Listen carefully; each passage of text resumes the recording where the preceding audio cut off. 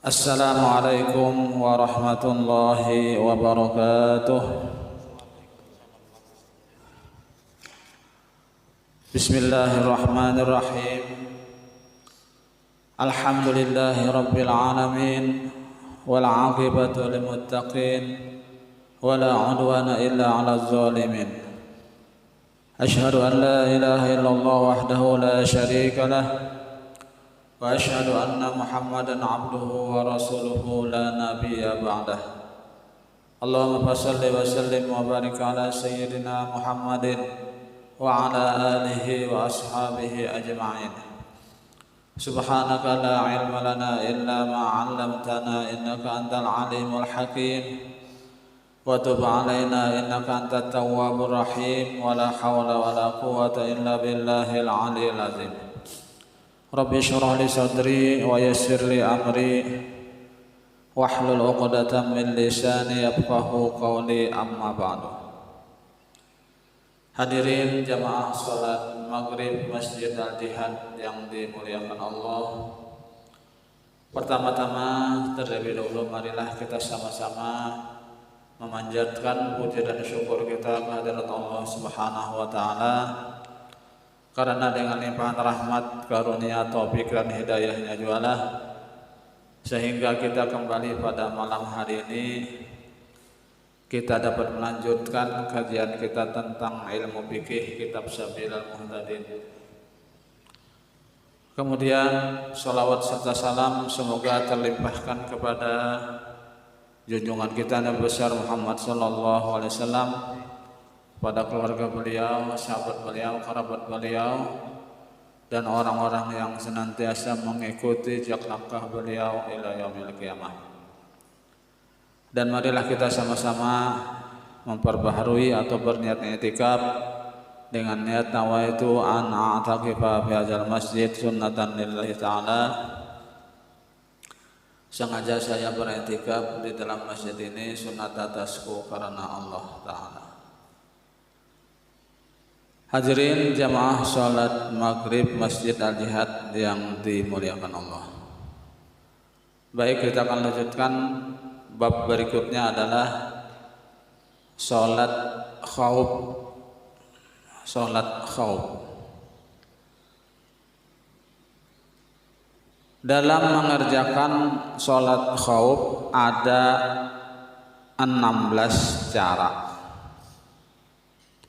Namun Imam Syafi'i hanya memilih 4 dari 16 cara. Dan dalam uraian ini hanya dibawakan 1 cara dari 4 cara di atas.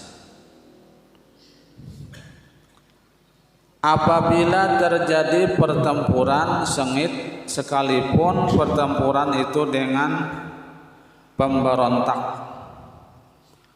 sehingga para prajurit tidak dapat meninggalkan medan pertempuran atau takut kepada musuh yang sedang mengejar mereka, atau sholat seperti biasa, atau sedang dalam keadaan lari dari perjalanan dari penjara karena dihukum mengerjakan tindak pidana padahal tuduhan itu tidak benar, atau lari dari musuh yang jumlahnya lebih besar seperti seorang prajurit muslim berhadapan dengan 3 orang musuh, yang seorang artinya 1 prajurit berhadapan dengan 3 musuh, atau lari dari binatang buas, atau lari dari air banjir yang tidak ada lagi jalan lain yang dapat menyelamatkannya, atau orang yang berhutang yang lari dari orang yang menghutangi, karena orang yang menghutangi tidak menerima bukti kepapaan atau ketiadaan orang yang berhutang. Dan yang berhutang tidak dapat mengemukakan saksi karena takut dipenjarakan atau lari dari orang yang hendak membunuhnya atau dari orang yang hendak mengambil harta, ya, atau dari orang yang hendak mengambil harta, istri atau gundiknya, atau lari dari orang yang akan mengambil kisos terhadap kejahatan yang sebenarnya dikerjakannya. Karena dengan larinya mungkin orang yang akan mengambil kisos tadi akan memanfaatkannya. Dari semua keadaan yang diterangkan di atas tidak dapat dijadikan alasan untuk melaksanakan sholat di luar waktunya. Dari semua keadaan yang diterangkan di atas tidak dapat dijadikan alasan untuk melaksanakan sholat di luar waktunya. Nah, jadi saking sholat ini sangat wajib, ya kan? Walaupun dalam keadaan bagaimana, walaupun dalam keadaan perang, itu tetap kita diperintah atau disuruh agar mengerjakan sholat tadi tepat pada waktunya. Artinya jangan sampai keluar waktu, ya, di luar waktunya.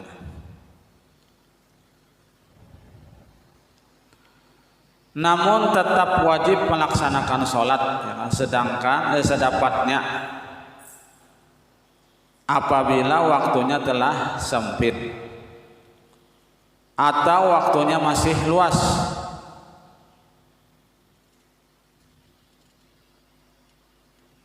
Dimaafkan sholat dalam keadaan yang disebutkan tadi membelakangi kiblat karena dianggap darurat semenjak awal atau pertengahan sholat bagi orang yang mengendarai tunggangan atau yang berjalan kaki.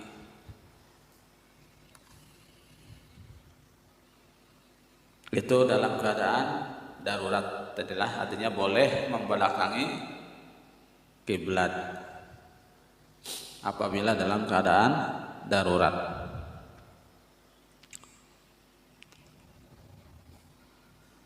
Dimaafkan juga bagi orang yang sedang menuntun tunggangannya atau orang yang turun dari tunggangannya padahal ia masih di dalam sholat.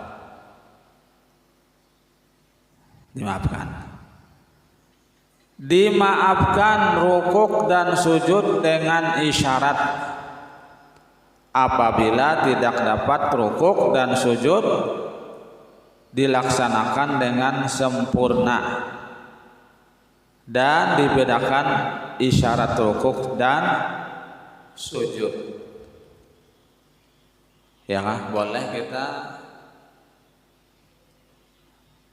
rukuk atau sujud tadi dengan isyarat.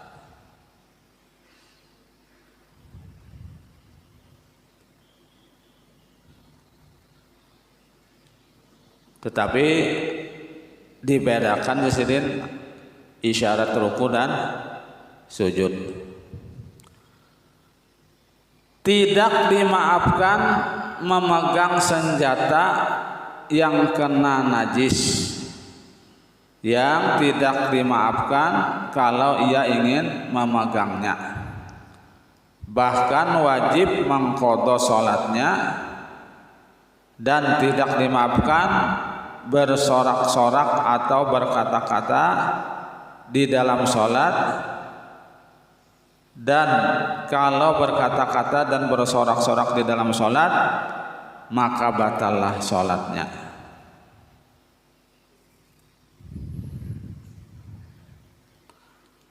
Kemudian bab berikutnya sholat hari raya. Sholat hari raya pertama yang dilakukan Nabi Sallallahu Alaihi Wasallam di Madinah ialah sholat hari raya fitrah pada tahun kedua Hijriah, dan tidak pernah beliau tinggalkan sampai beliau wafat. Sholat hari raya tadi, dan tidak pernah beliau tinggalkan tadi sampai beliau wafat. Sholat hari raya fitri dan adha hukumnya sunat muakkad bagi orang yang berakal balik, sekalipun bagi yang mengerjakan haji di Mina.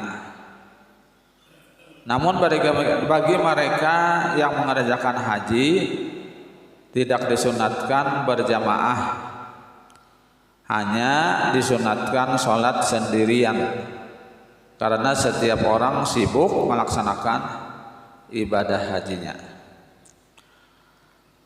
Waktu sholat hari raya itu dimulai dengan terbit matahari, tetapi sunat melambatkan sampai matahari naik ukuran segala, seukuran tantaran tumbak ya segalanya. Dan waktunya berakhir sampai dengan gelincir matahari. Sunat mengerjakan sholat hari raya di masjid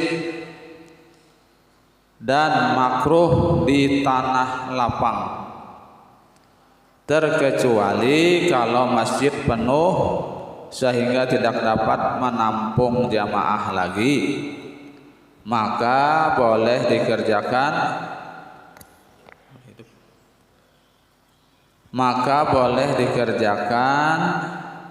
di tanah lapang apabila di masjid kadakawa menampung jamaah, ya kan? Artinya kadakawa lagi jamaah menampung masjid menampung jamaah, itu boleh di tanah lapang. Tetapi kalau masjid masih mampu aja menampung, ya kan? Itu di tanah lapang makruh hukumnya.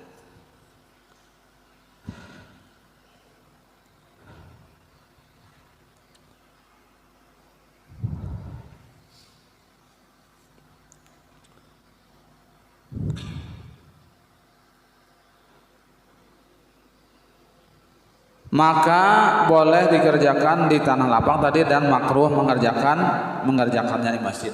Jadi paling ya, apabila kada kau menampung jamaah lagi, masjid nih misalnya kada kau menampung jamaah, hibah melimpah ruah ya kah, maka disunatkan mengerjakannya itu di tanah lapang, ya kah, di tanah lapang. Jadi makruh hukumnya mengerjakan sholat hari raya di masjid kalau di masjid itu tadi kada kau menampung jamaahnya. Tetapi kalau masjid itu kau aja menampung jamaahnya, maka di tanah lapang hukumnya makruh.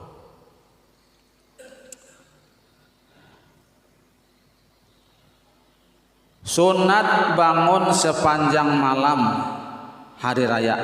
Sunat bangun sepanjang malam hari raya untuk mengerjakan sholat dan membaca Al-Quran dan zikir. Di dalam hadis diterangkan, man ahya lailatal idaini ahyallahu qalbahu yauma tamutul qulub. Barang siapa yang menghidupkan malam dua hari raya haji dan raya fitrah dan haji, maka dihidupkan Allah akan hatinya pada hari mati semua hati.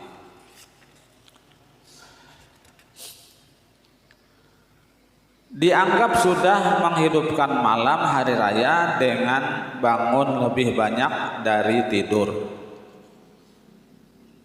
Sunat mandi pada kedua hari raya dan waktu mandi semenjak tengah malam dan yang terabdol sesudah terbit fajar. Sunat memakai wangi-wangian dan menghiasi diri seperti yang diterangkan pada bab sholat Jumat. Sunat mandi hari raya bagi orang yang tinggal di rumah dan bagi orang yang pergi sholat hari raya. Jadi semua orang sunat mandi hari raya, baiknya itu anak sembahyang sholat tadi, anak sembahyang hari raya ataupun tidak.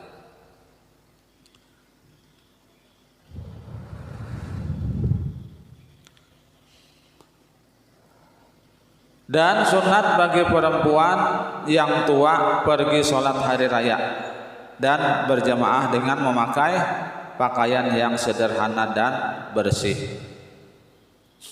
Ya, disunatkan bagi orang yang tua-tua aja ya lah.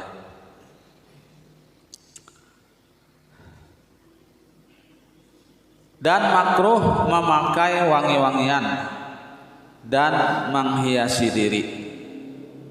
Ya kah? Makruh memakai wangi-wangian dan menghiasi diri. Nah, jadi berbalik ya kah? Kalau lalakian itu sunat memakai wangi-wangian. Tetapi kalau perempuan itu makruh memakai wangi-wangian, ya kah? Makruh. Bahkan bisa menjadi haram. Bebinian memakai wangi-wangian tuh ya kah, kada boleh. Apabila inya memakai wangi-wangian dan ada orang halat mencium wangi tersebut, maka hukumnya sama dengan berzina sebagai perempuan. Jadi kada boleh benar perempuan itu memakai, apalagi anak bajalan memakai wangi-wangian. Kalau orang lakian mencium ya kah, nah itu sama hukumnya dengan